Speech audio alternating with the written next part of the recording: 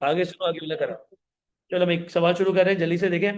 मेरी कोशिश होगी 5 मिनट में सवाल निपटाएं, ताकि क्लास में 5 से 6 सवाल निपटा सकें। बाद में अटेंड कर लेना। प्रैक्टिकल क्लास आप बाद में ले लेना, ठीक है। चलो क्वेश्चन देखो। क्वेश्चन में बोल रहा है, the diagram shows P O Q and Q O R. Examiner जो भी पूछ रहे हो बात की बात है। सबसे पहले ये वाला एंगल निकाल लो, मुझे आगे जाके काम आएगा। किस तरह निकलेगा एंगल?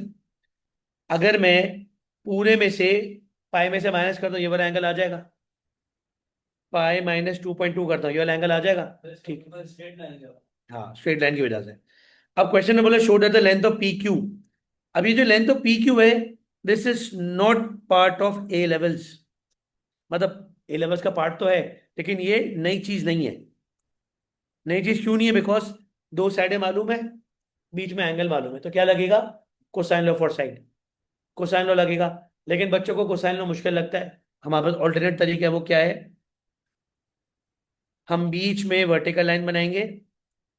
आइसोसेलेस ट्राइंगल में वर्टिकल लाइन क्या होती है? एंगल को इक्वली डिवाइड करती है,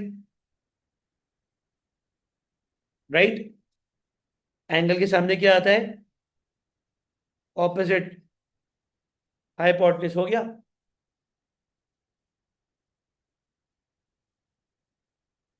sign theta opposite upon hypotenuse, right. Sine 1.1 निकालो कैलकुलेटर से, मुझे निकाल के बताओ क्या आ रहा है।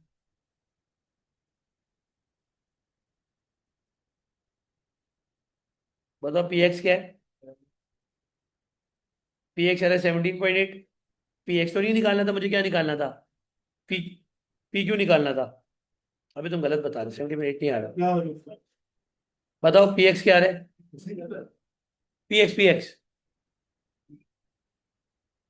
8.6 आ रहा है। 8.9। P x multiply by 2। या कोसाइन लॉ भी लगा सकते हैं, बिल्कुल अलाउड है, बिल्कुल डेफिनेटली अलाउड है।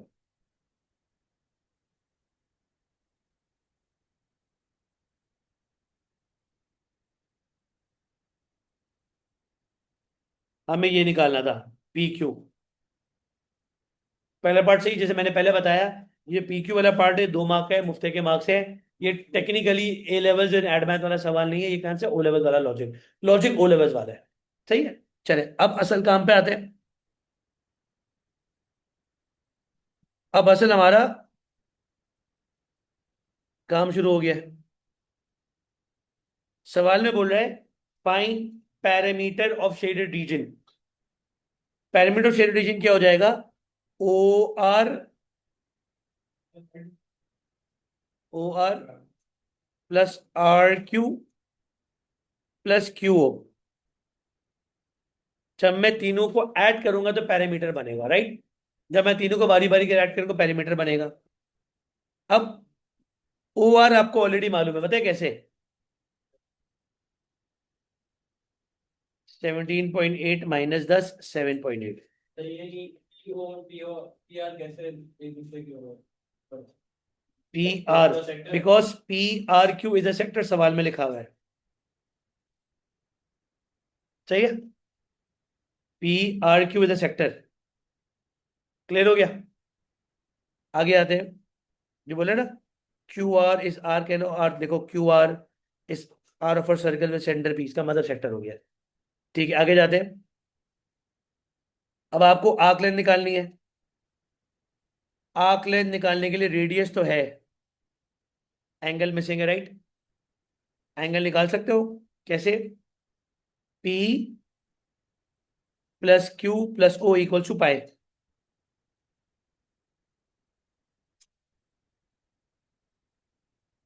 पी और क्यू मुझे नहीं पता।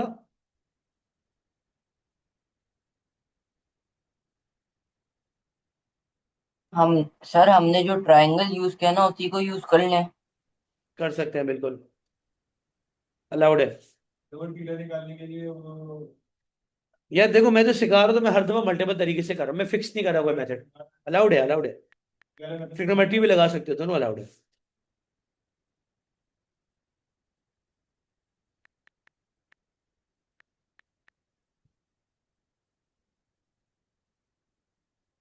मैं तो सिखा रहा हूँ तो मैं आपको हर दफा अलग अलग तरीका दिखा रहा हूँ ताकि आपको पता चले ये भी हो सकता है।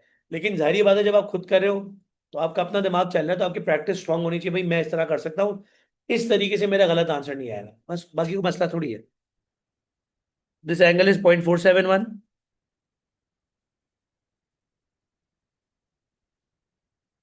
हमें आंकड़े निकालनी क्यू आर।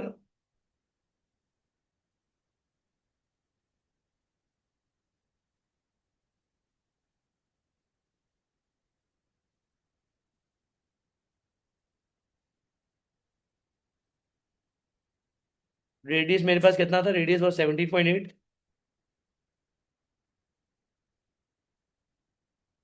17.8 मल्टीप्लाई 0.471,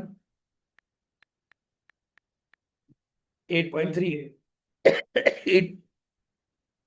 8.38 आ रहा है।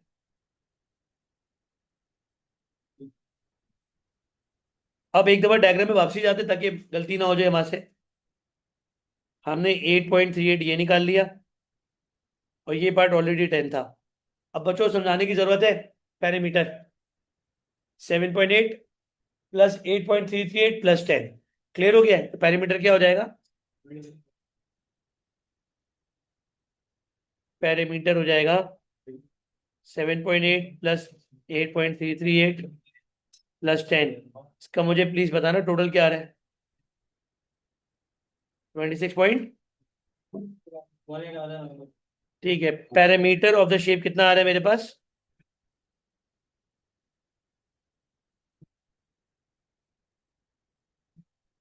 पैरामीटर आ रहा है 26.2। ठीक है, ये क्वेश्चन इजी है तो मैं सिर्फ एक्सप्लेन कर रहा हूं, मैं सॉल्व नहीं करा रहा, सही है।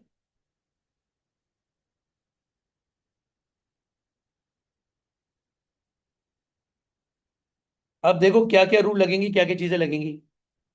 क्वेश्चन को अगर सबसे पहले आप गौर से देखते हो, ये कौन सा सर्कल, ये कौन सा ट्रायंगल है? आइसोसेलेस है। मतलब ये वाले एंगल सेम होंगे।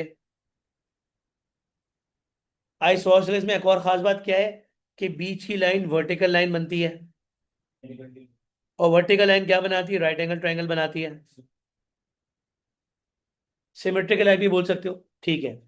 अब बी ए सी बोल रहे हैं, निकाल के दिखाओ, समझाने की जरूरत है मुझे। This is 8, this is 8, cos theta लगेगा। ठीक है, बच्चों वाला पार्ट है। अब सवाल में लिखा हुआ नहीं है लेकिन मुझे पता है आगे शेडेड पार्ट मांग रहा है ये, ठीक है ना। अगर किसी को अभी भी यकीन नहीं है तो देख लो भाई, एरिया ऑफ शेडेड। सवाल में बोला शेडेड पार्ट, शेडेड पार्ट। अब अगर बहुत गौर से देखते हो, बहुत गौर से देखते हो, ये वाला सवाल ओ लेवल मैथ का है, मेंसुरेशन का सवाल। ये सवाल ओ लेवल मैथ मेंसुरेशन का है। कैसे? A B E is a sector. समझ में आया? ये वाली लाइन रेडियस है। अब मेरी बात ध्यान से सुनना। सेक्टर का एरिया निकाल सकते हो, निकाल सकते, पर्पल वाला सेक्टर है। पर्पल सेक्टर में से ट्रायंगल माइनस हो सकता है? पर्पल सेक्टर में से ऑरेंज कलर का ट्रायंगल माइनस हो सकता है? समझ में आया? तो ये क्या हो जाएगा जो सुफियान बोल रहे हैं, हाफ शेडेड पार्ट पर्पल बनेगा, multiply by 2 area of shaded हो गया। समझ में आया? हर मेथड अलाउड है, आंसर सेम आना चाहिए। मैंने वो मेथड कराया है जो ओ लेवल मैथ में बच्चे मेंसुरेशन पढ़ के आए। मैं आपको सवाल ही बता सकता हूँ, ओ लेवल मैथ मेंसुरेशन है, बुक 3 का सवाल है ये, चैप्टर नंबर 11 है, चैप्टर 12 है, हाँ। ठीक है, ये proper O level math mensuration वाला सवाल है, इसमें नया कुछ भी नहीं है। लेकिन सिंस डिफिकल्ट बनाने के लिए एग्जामिनर ने ए एस में सर्कुलर मेजर बना के दिया है। लॉजिक समझ में आया? एरिया ऑफ सेक्टर में से ट्राइंगल माइनस करो। कौन सा triangle? Right angle triangle.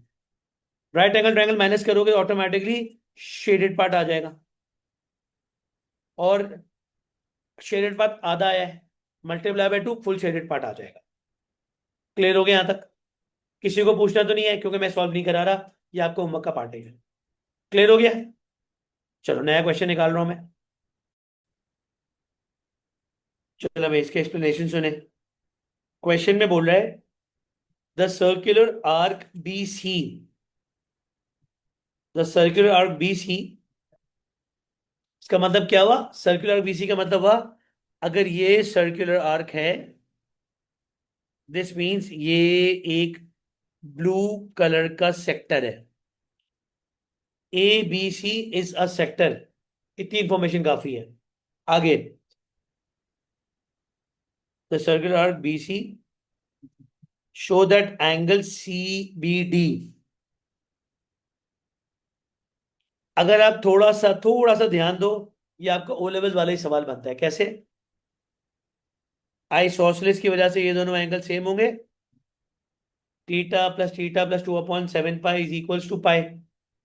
Y pi triangle का इंटीरियर का सम 180 होता है, और इंटीरियर किसके बराबर होता है? सर्कुलर मेजर से पाई के बराबर होता है। बेसिकली तो वहां पर थीटा का आंसर आ जाएगा। A B D is a straight line. एक पूरा ट्रायंगल में रेडियन के बराबर होगा, पाई के बराबर होगा। ट्रायंगल का सम 180 इज पाई। तो एक स्ट्रेट लाइन नजर आ रही है। क्या मांग रहे हैं? सी बी और डी, यही मांग रहे हैं। पाई में से थीटा को माइनस करो, बाहर वाला पार्ट आ जाएगा। क्लियर हो गया? आसान है। देखो इस लेवल तक आपको ये चीजें समझ में आ जानी चाहिए प्रॉपर प्रॉपर। ठीक है भाई? अच्छा, अगले पार्ट पे आते हैं। आइसोसेलेस कैसे बता देख लो भाई। कोई भी सवाल में अगर दो, कोई भी ट्रायंगल में अगर दो साइडें बराबर हैं, कोई भी ट्रायंगल में अगर दो साइडें बराबर है, तो वो आइसोसेलेस कैटेगरी में चले जाते हैं। इसका मतलब राइट और लेफ्ट साइड वाली सेम है। सिंपल। क्लियर हो गया? चलो आगे आते हैं।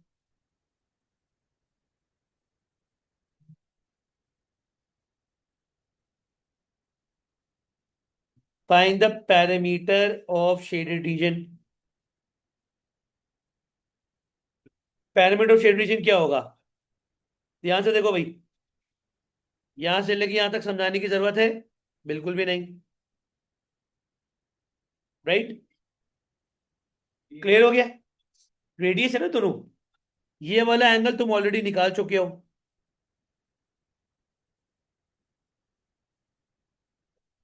दूसरा पार्ट हो गया।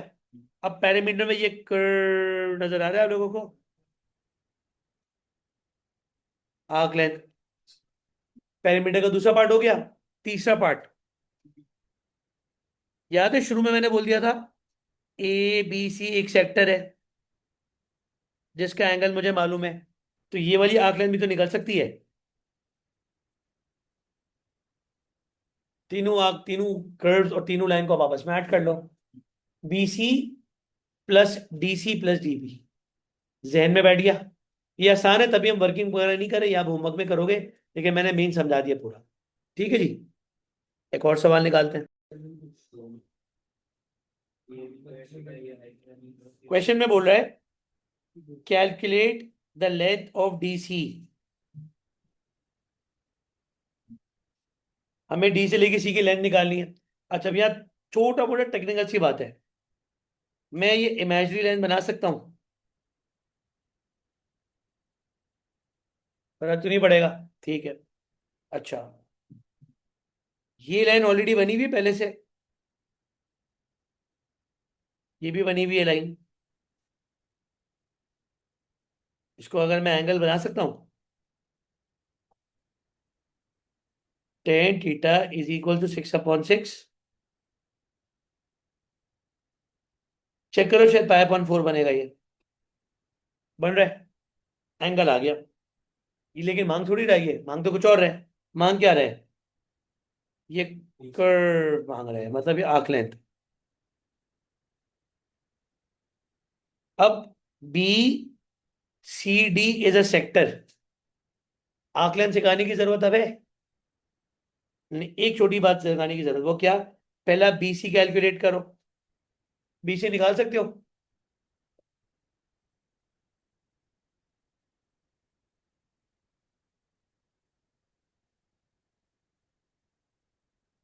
ठीक हो गया?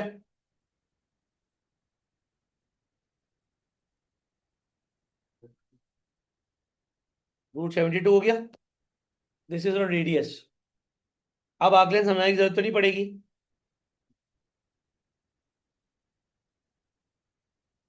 S = R θ। यहां तक क्लियर है, मसला तो नहीं हो रहा। ऑल सेट है यहां तक, सबको समझ में आ गया? ठीक है। आगे, area of region P and of region Q. अब ये बड़ा कॉमन सेंस है यार। रीजन क्यू निकाल सकते हो, कैसे निकलेगा? सेक्टर में से ट्रायंगल माइनस करेंगे, रीजन क्यू। समझना कि रीजन क्यू, रीजन पी।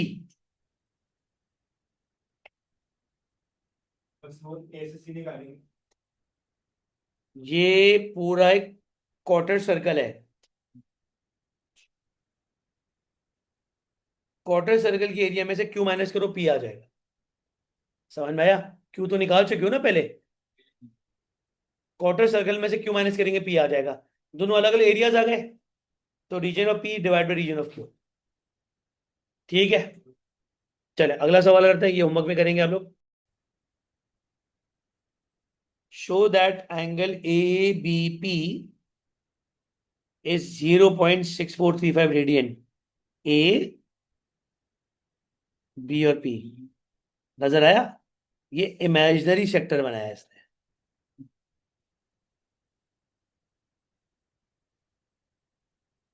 ठीक है भाई, यहां तक क्लियर है। लेकिन एंगल कैसे निकालोगे? किसी के जहन में आइडिया आ रहा है एंगल कैसे निकालोगे?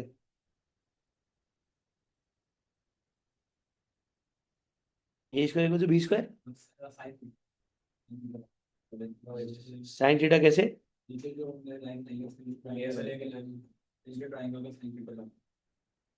एंगल निकालने आते समझाने की जरूरत तो नहीं है। ठीक है। अब शेडेड पार्ट निकालना है। अब शेडेड पार्ट निकालने से पहले जरा गौर से देख लो, आपके पास एक आर्क लेंथ एपी है, जिसका तुम ऑलरेडी एंगल निकाल चुके हो, राइट? एंगल समझा दे, चलो एंगल पहले समझा देते हैं। क्वेश्चन में बोल रहा है A B C D is a rectangle, P point lies on DC and AB is an arc of a circle with center B. Point Q lies on DC and AQ is arc of a circle with center D. मतलब ये एक sector ये बन रहा है,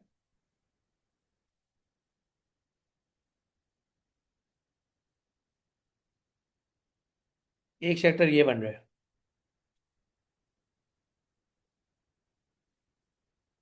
ठीक है, दो अलग अलग सेक्टर है। अब जो बच्चे पूछ रहे हैं एंगल, एंगल निकालने के लिए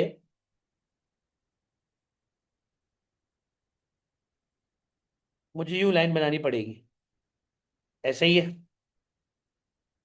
एंगल निकालने के लिए मुझे लाइन बनानी पड़ेगी। जब मैं लाइन बनाने बैठता हूं तो मेरे पास एक हेल्प है। वो हेल्प क्या है? गौर से देखो, इसके अंदर हेल्प क्या है। डी से लेके A3 है, इसी तरह डी से लेके क्यू क्या है? 3 है। सही है यहां तक? ये एक सेक्टर बनाया था ना मैंने शुरू में।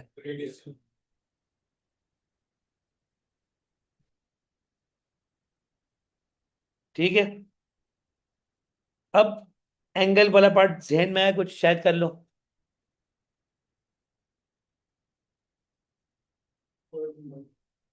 अरे किसी के जहन में एंगल वाला पार्ट अभी भी नहीं आ रहा?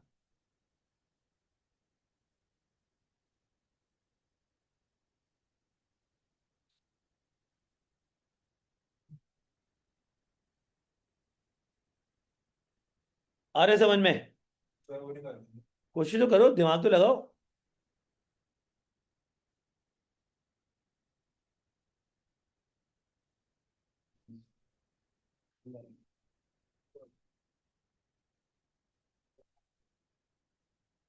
जी, अभी भी नहीं आ रहा किसी को?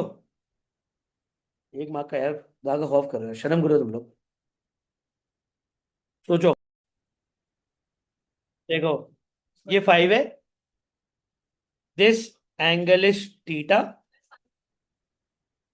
मैं यूज कर रहा हूं cos theta base upon hypotenuse.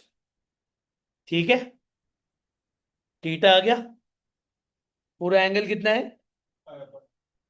5.2 में से थीटा माइनस कर ये वाला पार्ट आ जाएगा, इस तरह एंगल आ गया, बस यही तो था।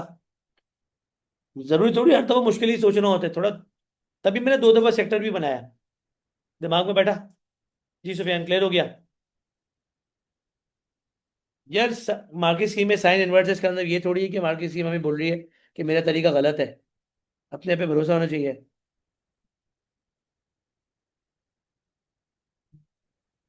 चलो ये वाला पार्ट हो गया। अब शेडेड पार्ट, शेडेड को समझ के करना जरूरी है, बहुत बहुत ध्यान से करना जरूरी है। शेडेड पार्ट कैसे करोगे? अब किसी बच्चे के जहन में आ रहा होगा सर हम सेक्टर का एरिया निकालते हैं, निकाल लिया, निकाल लिया सेक्टर का एरिया, मान लिया आपकी बात, व्हाट नेक्स्ट? सेक्टर के एरिया के बाद क्या करेंगे?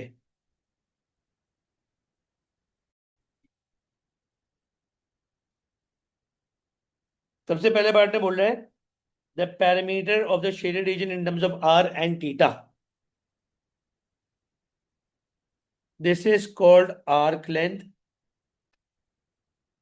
निकाल सकते हो, कोई बड़ा काम ही नहीं है। This is R and this is R, तीनों चीजें तो मजे मजे से निकल आएंगी। आखिरी क्या बचता है, ये वाला पार्ट।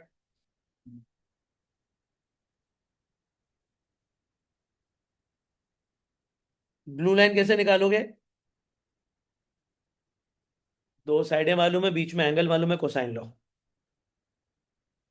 अगर ये मुश्किल लग रहा है कोई बात नहीं, एंगल को ब्रेक करो, ऑपोजिट अपॉन हाइपोटेन्यूज, ऐसे भी कर सकते हो आप।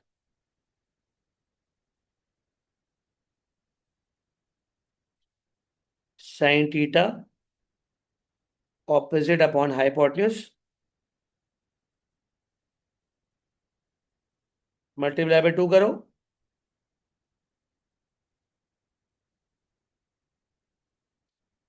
आ गया ये भी। ऐसे कर लो अगर कोसाइन मुश्किल लग रहा है। पैरामीटर क्या हो जाएगा?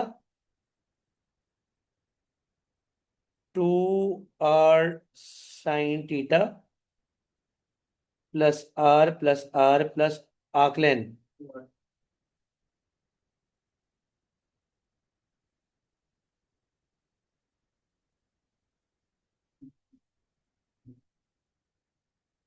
बन गया parameter of the shape. Problem तो नहीं हो रही पैरामीटर ऑफ द शेप में? अब बोल रहा है आर और थीटा की वैल्यू पता है, find the area of shaded reason. Area of shaded कैसे निकालोगे? आपके पास सवाल में दो हिस्से हैं, दो शेप्स हैं, रेक्टेंगल एंड ट्राइंगल, दोनों को ऐड करो। Area of rectangle plus area of triangle दोनों को ऐड करो, ऐड कर सकते हो। उसमें से सेक्टर माइनस करेंगे फिर, rectangle plus triangle minus area of sector, automatically shaded part बाहर आ जाएगा। ठीक है भाई, क्लियर हो गया? All set.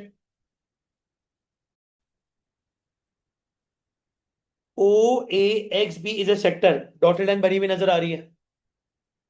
O A X B sector वो तो गिवन है, उसमें तो कोई बड़ा मसला नहीं है। The length of the chord A B is 12, ठीक है।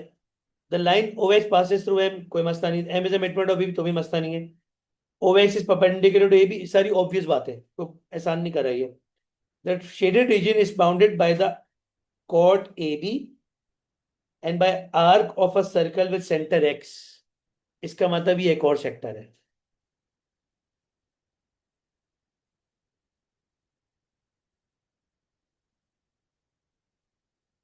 अब समझ में आया? The shaded region is bounded by the chord A B, ये कॉर्ड है। कॉर्ड कहां पे होती है?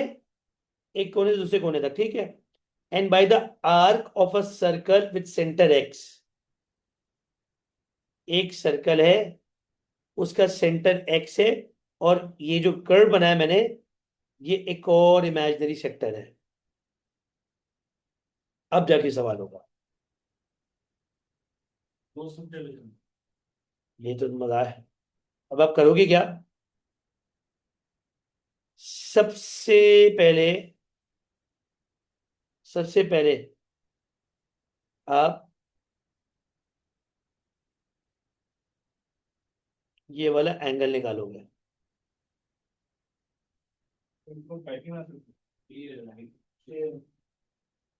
ये एंगल आ जाएगा।